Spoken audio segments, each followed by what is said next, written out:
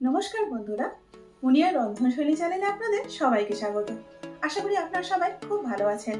কথিত আছে শ্রীকৃষ্ণ যখন গোকুলে আবির্ভূত হয়েছিলেন তখন নন্দোৎসবে প্রথম তালের বড়া তৈরি করা হয়।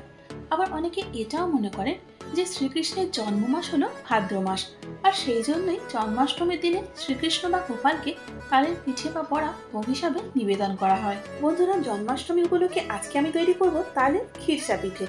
এটা কিন্তু একদম নতুন ধরনের একটা পিঠে। তালের বড়ার পরিবর্তে শ্রীকৃষ্ণকে আপনারা এই জন্মাষ্টমীতে তাল থেকে তৈরি তালের এই খিরসা পিঠে ভোগ হিসাবে নিবেদন করতে পারেন।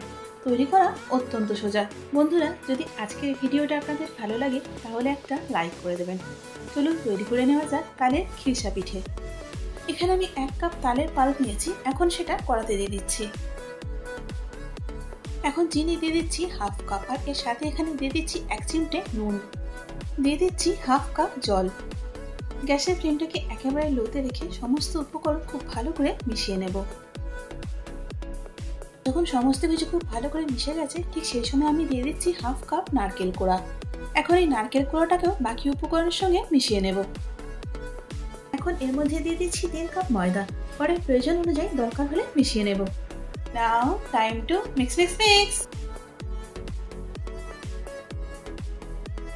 বন্ধুরা দেখুন, সবটা একটা ডোয়ের ফর্মে এসে গেছে। এবার এটাকে কড়ার থেকে নামিয়ে নেব। আচ্ছা, এখানে একটা কথা বলি বন্ধুরা, ডোটা যেহেতু খুব চটচটে ছিল, পিঠের আকার দেওয়া যেত না, সেই জন্য এর মধ্যে আরো 1 কাপ ময়দা আমি মিশিয়ে নিয়েছি। এবার এটাকে খুব ভালো করে মেখে নেব। দেখবেন বন্ধুরা, যতক্ষণ আপনাদের ডোটা চটচটে এবং আঠালো হয়ে থাকবে ততক্ষণ কিন্তু আপনারা পিঠের শেপ দিতে পারবেন না। দেখবেন যখন মাখতে ডোটা একদম প্রায় শুকনো হয়ে এসছে, অর্থাৎ অনেকটা ঠিক আমরা যেরকম লুচি বা পরোটার জন্য ডোটা করি ঠিক সেই মতো, তখন কিন্তু আর ময়দা মেশাতে হবে না, তখনই কিন্তু পিঠের শেপটা দেওয়া যাবে। দেখুন এখানে আমার ডোটা ঠিক সেরকমই হয়েছে। বন্ধুরা, আজকের পিঠেগুলো আমি এই ফুল শেপের মোল্ডটা দিয়ে তৈরি করব। এখন বিভিন্ন ধরনের এরকম মোল্ডগুলো খুব সহজেই দোকানে পাওয়া যায়, আর এই মোল্ডটাতে আমি একটুখানি তেল লাগিয়ে নিয়েছি যাতে করে তৈরি করার পর পিঠেটা বার করতে সুবিধা হয়। এখন ডোয়ের থেকে কিছুটা অংশ নিয়ে গোল করে এর মধ্যে দিয়ে শেপ দিয়ে নিচ্ছি। শেপ দেওয়ার পর এখন এটাকে ডিমোল্ড করে নেব। যেহেতু মোল্ডের মধ্যে আমি তেলটা লাগিয়ে দিয়েছিলাম, সেই জন্য খুব সহজে কিন্তু এটা ডিমোল্ড করা হয়ে গেল। আর দেখুন এখানে এর সাথে সাথে আমাদের প্রথম পিঠেটা তৈরি হয়ে গেল, আর বাকিগুলো ঠিক একইভাবে তৈরি করে নেব। পিঠেগুলো ভাজার জন্য এখানে আমি তেলটা গরম করতে রেখে দিয়েছিলাম, তেলটা গরম হয়ে গেছে। এবার একে একে পিঠেগুলো আমি এর মধ্যে দিয়ে দেবো। তবে পিঠেগুলো দেওয়ার সময় তেলটা যেন অতিরিক্ত গরম না হয়, অর্থাৎ হাই হিটে কিন্তু তেলটা গরম করলে চলবে না। লো টু মিডিয়াম হিটে তেলটা গরম করে নিতে হবে এবং লো টু মিডিয়াম হিটে পিঠেগুলোকে ভেজে নিতে হবে। আর পিঠেগুলো দেওয়ার সাথে সাথে কিন্তু এগুলোকে নাড়া যাবে না। মিনিট 3-4 পর এগুলোকে আমি এখন একটু উল্টিয়ে দিচ্ছি।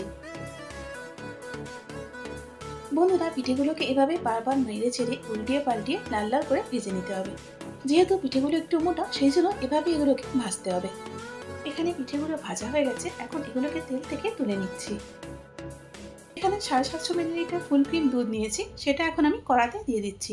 আপনারা চেষ্টা করবেন এই ক্ষীরটা তৈরি করার জন্য ফুল ক্রিম দুধটাই ইউজ করতে। দুধটা কড়াতে দেওয়ার পর যাতে কড়ার নিচে লেগে না যায়, সেজন্য এটাকে আমি একবার নাড়িয়ে দিচ্ছি। এবার দুধটা ফুটে ওঠা অবধি অপেক্ষা করব। দেখুন বন্ধুরা, দুধটা ফুটে গেছে।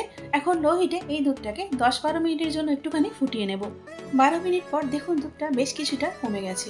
এবার এর মধ্যে আমি দিয়ে দিচ্ছি 1/2 কাপ খোয়া ক্ষীর। খোয়া ক্ষীরের পর এখন এখানে দিয়ে দিচ্ছি 1/2 কাপ চিনি। এখন ক্ষীর এবং চিনিটাকে দুধের সঙ্গে খুব ভালো করে মিশিয়ে নেব। আচ্ছা, এখানে একটা কথা বলি বন্ধুরা, যদি আপনাদের কাছে ক্ষীর অ্যাভেলেবেল না থাকে, সেক্ষেত্রে আপনারা 2/3 কাপ মিল্ক পাউডার দিয়ে দেবেন। এবার এখানে দিয়ে দিচ্ছি 1/2 চা চামচ ছোট এলাচের গুঁড়ো। এখন এই এলাচ গুঁড়োটাও ক্ষীরের সঙ্গে খুব ভালো করে মিশিয়ে নেব। এবার ক্ষীরের মধ্যে আগের থেকে ভিজে রাখা পিঠেগুলো দিয়ে দিচ্ছি। ক্ষীরের মধ্যে পিঠেগুলো দেওয়ার পর এখন এগুলোকে ক্ষীরের সাথে খুব ভালো করে মিশিয়ে দেব।